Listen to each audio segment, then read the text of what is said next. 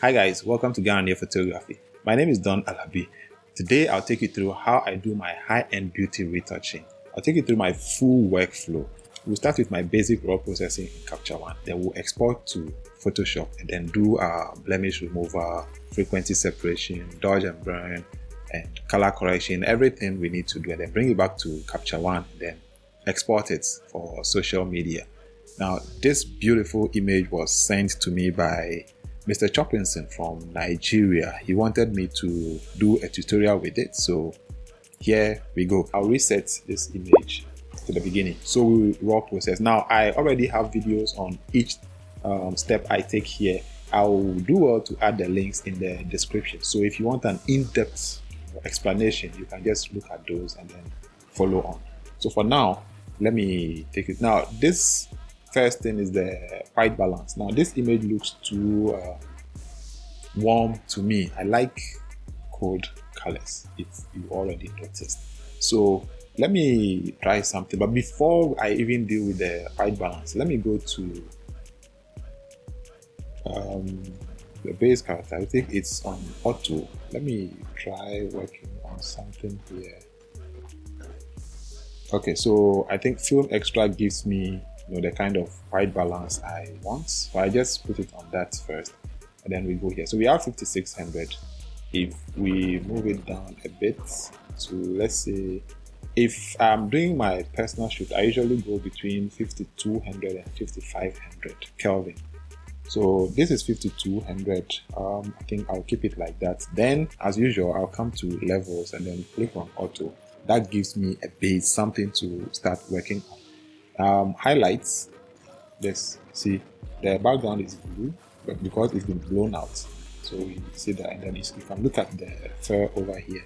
So I'll take everything because I want all the details to come back. And then now I'll go to exposure, bring it up a bit.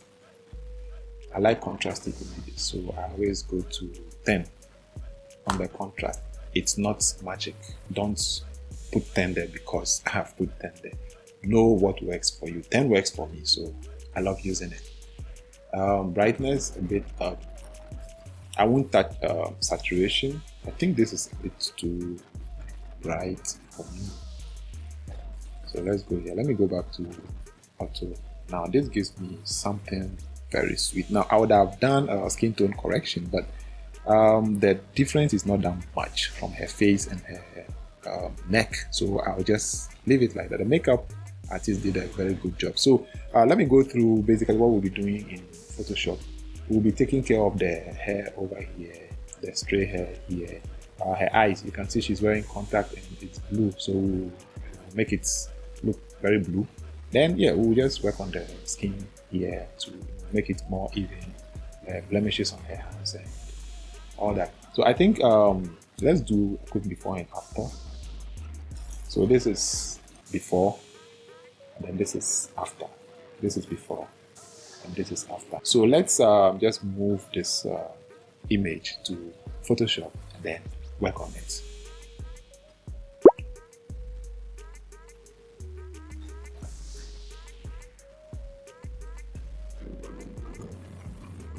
Alright, so we have a beautiful image in Photoshop now. First things first, so we create an empty layer. I am using the Wacom tablet, and I have I've added some shortcuts on it. So one of them is create a new empty layer. So I just press on. Otherwise, you can just come down here, then new layer, and it will do that for you. So let me just press new layer, something like this, enter. So then we start with blemish removal. As I said, first thing I do is to do blemish removal. With that, I zoom in so I can see everything clearly. And I use the spot healing brush for that. You can use the clone stamp and all that depending on what works for you. I have a tutorial on that also. I'll add the link in the description so you can check it out. Now we just go through and then take out the much visible blemishes. You don't need to go all the way in to do that. So in order not to make this video long, I'll just fast forward it. Once I'm done, I'll come back to you guys.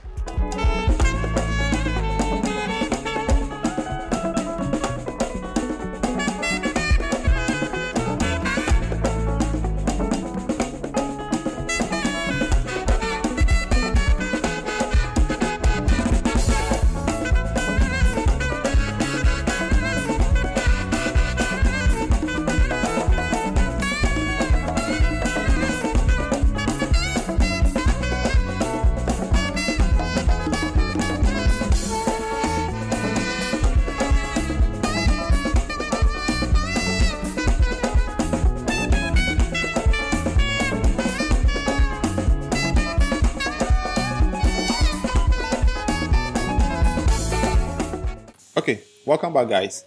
We've gone through our first step, which is the blemish removal. Let's do a quick before and after.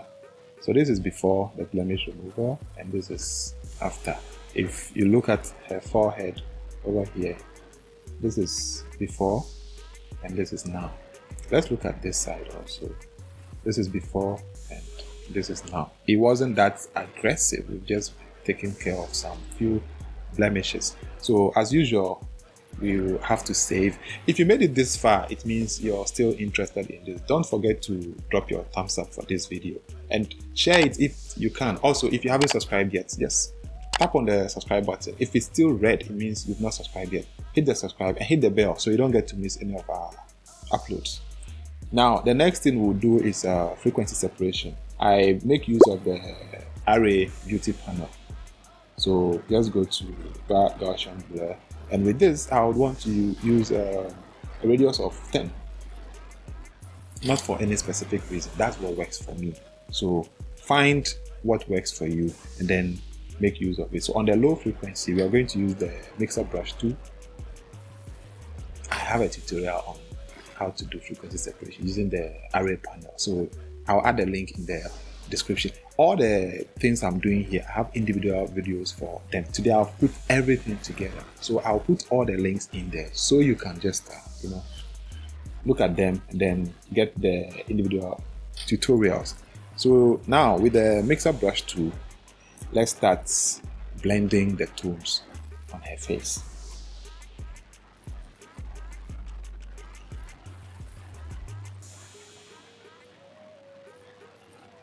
So one thing is using the mixer brush tool is a bit tricky. You don't just get up one day and then perfect it. No, you need to practice it. It took me a long time to be able to get used to this. There are people who use the lasso tool and all that and they find that's better or quicker for them. Fine, that's fine, but if you want to learn to use the mixer brush tool, just take it easy, one step at a time, and you'll be able to master it.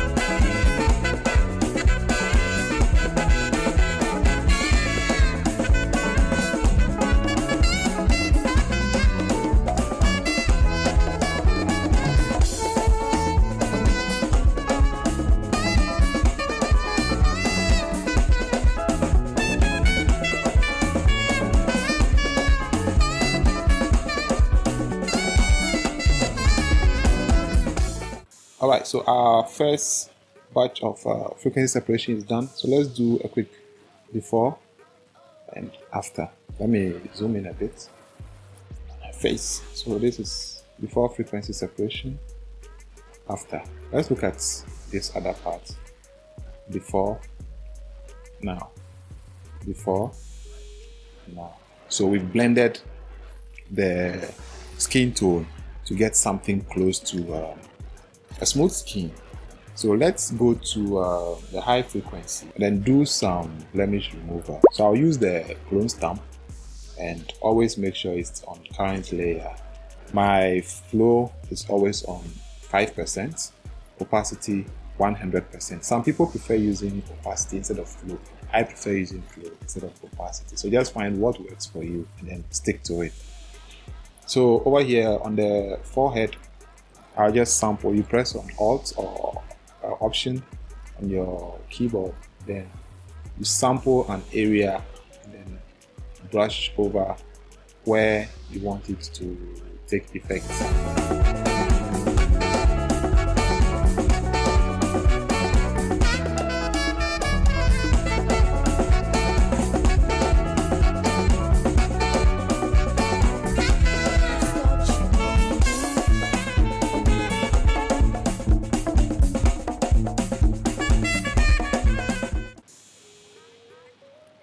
Okay, I think this is good in terms of blemish removal. So the next thing I'm going to do is macro dodge and burn. Now I have always wanted to do a video about macro dodge and burn, but it ends up being over 1 hour, and I don't want to bore you guys for 1 hour sitting here watching me retouch. So I'll still do it. I'm still trying to find ways and means of getting it so it doesn't go beyond 30 minutes. So expect that video also. If you haven't subscribed yet, this will be a good time for you to hit the subscribe button and hit the bell so you don't get to miss any of my uploads. So with the dodge and burn, I use this action from Retouching Academy. Now they add their own visual aid. I always delete it and then use my own invert check layer. Don't get confused. I have a tutorial on how to create and make use of the invert check layer. But for now, just follow along with me. Don't get confused. So what this does is it inverts everything. So whatever is bright here means it's dark, and whatever is dark here means it's bright. I know it's confusing. That's why it's called the invert check layer. So let me just back here. So for this, I just want to use it to see some detailed parts that I need to dodge and burn. So let me go to my dodge layer. Now let me disable this. So everywhere the highlights here appear as blacks in my invert check layer, and the shadows appear as bright in the invert layer. It's inverted, so just look at it. So white, inverted white is what? Black. Inverted black is what? White. That's as basic as it is. Some of these defects, you can see them with your bare eyes. Some too can't. That's why we use the invert check layer to be able to see. Now, these are some of the things I would want to work on. See the black things here, the hair. That's it. I want to use dodge and burn. Some we can see with our bare eyes. So something like this we can see. So I use the brush tool at a flow of 3%, and then because I can see this, I'm using the dodge layer to get rid of them. So for this, you can see it here, and we can get rid of. But there are some you can't see with your naked eyes. That's when you use the invert check layer. So I don't want to scare you guys off, so I'm using my bare eyes to do. These most of you can see. So these are some of the hair that I did not want to use the spot healing or the clone stamp because it might end up flattening them. So I'm using the macro dodge and burn to get rid of the hair over here. You can actually use just macro dodge and burn to retouch this whole image, but it's very, very time consuming. That's why I end up mixing the processes so that I don't spend the whole day working on one image.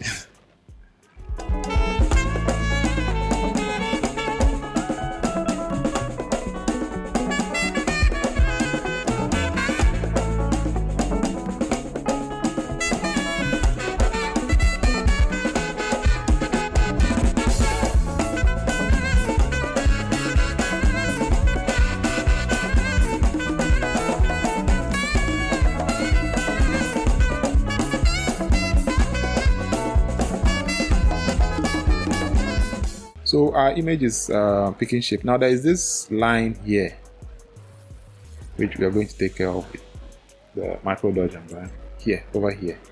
So let's, it's very bright, so we want to darken it, right?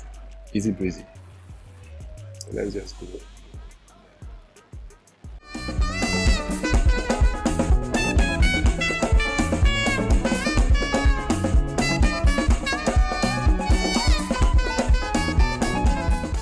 So at least now we've toned it down. It was very, very visible. Now we've been able to tone it down. So let's do a quick before and after. This is before and after. See? So I would want to work on her neck here. This looks a bit out of shape. If you turn this on, you see? It's very, very rough. This shows you like the real nature of the image because it's black and white, no colors. So you get to work on that. So let me just disable it. And then we go here. So we dodge these dark parts.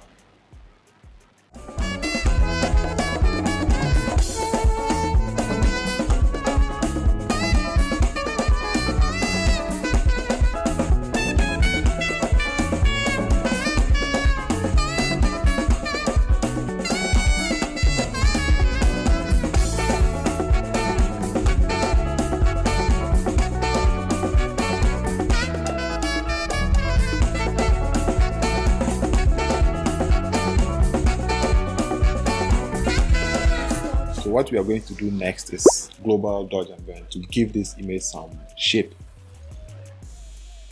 So let's collapse this and then create another instance. We are not using the same dodge and burn layer, the micro dodge and burn for global dodge and burn. So we are creating another instance. We want to keep this workflow as non-destructive as possible so that we can always come back to it and then make changes without having to delete the whole image. So in this instance, I will leave the visual aid on and then work on this. So here, dodge means what? Brighten. So every part that is bright, we will brighten it. This I'm sure you guys are used to. This is global dodge and burn. Making bright places brighter, dark places darker. Basically, that's it.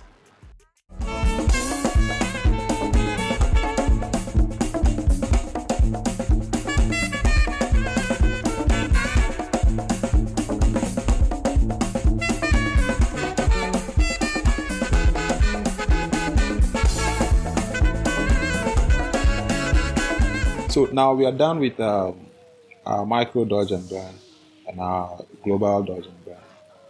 See, so let's just do a quick recap of what we've done so far. So this is the image, how we brought it from capture one. Now we did blemish removal, then we did frequency separation, then we did micro dodge and burn, and then moved to global dodge and burn. Now if you look at her eyes,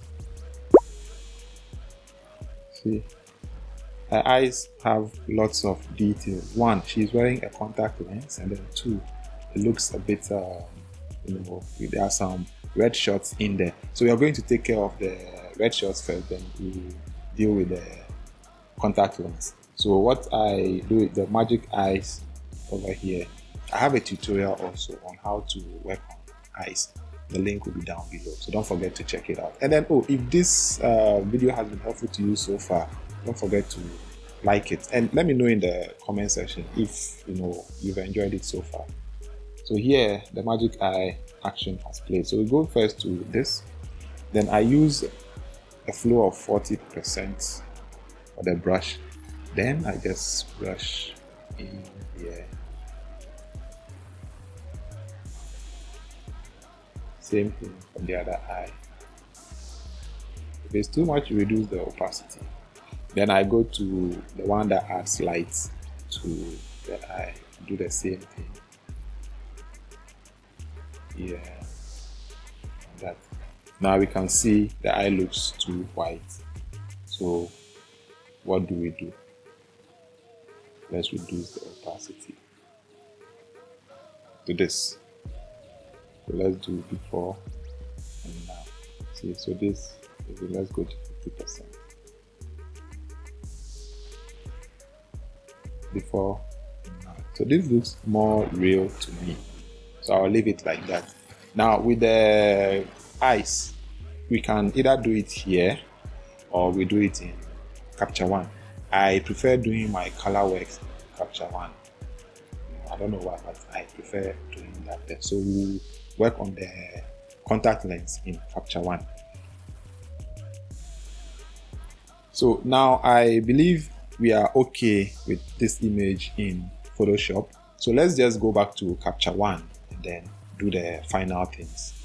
Okay, we are back in Capture One. So this is the raw image, and then this is the retouch version in Capture One. So let's take a quick look at it. On the left is the raw processed image, and on the right is what we've worked on in Photoshop. Now we did not apply any sharpening in Photoshop because the procedures we used didn't destroy the skin texture that much. Okay, so we want to work on the eyes. So first of all, let's create a new empty adjustment layer. Let's name it eyes. Then we use the brush to, this is the brush. We enable the mask, and then let's just paint into the eye over here, because we want the color to, whatever we do, to affect on where we've painted. So let's disable the mask and then go to our color tab. Where is advanced? Let's go to color editor, advanced. Let's pick color.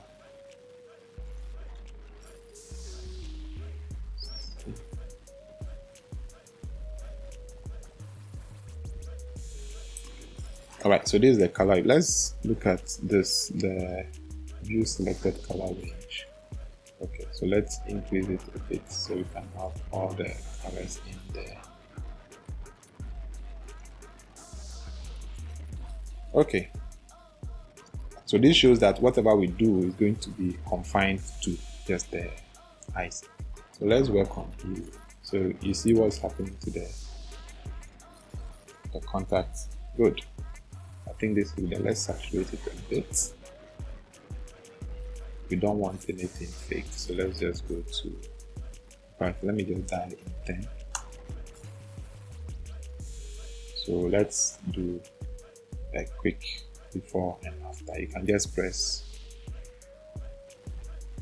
Alt, then this. So this is it. This is now.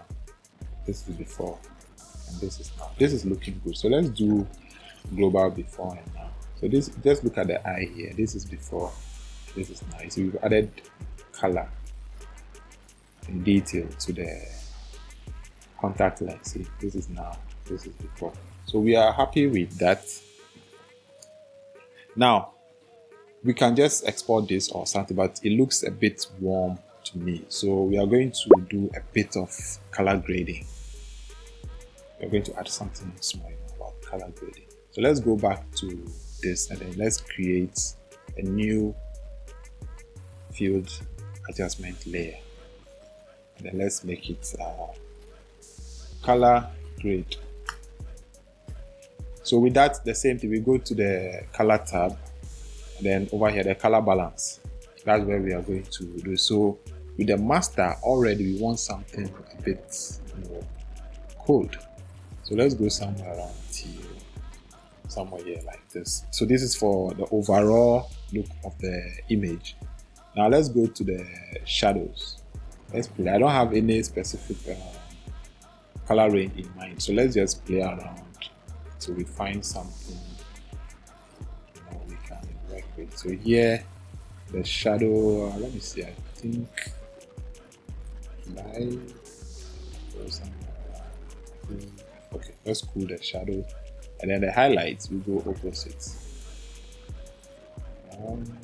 Should we rather cool the highlights? Okay, so let's cool the highlights rather. and then hit up the shadows, something like this. Okay, so it's very, very, very mild. Then the mid-tones, we can play with that. I don't have my glasses on, so I can't see my colors very well, but I believe something like this should work it. Okay, so let's just disable this color grade layer. So this is before, this is now, this is before, this is now. Let's do a global before and after. This is now, this is before. So you see, before was a bit warmer, and this is now. See, warm, lighter. This is before color grading, this is after color grading. So guys, in a nutshell, this is what we have. So let's look at the two images side by side.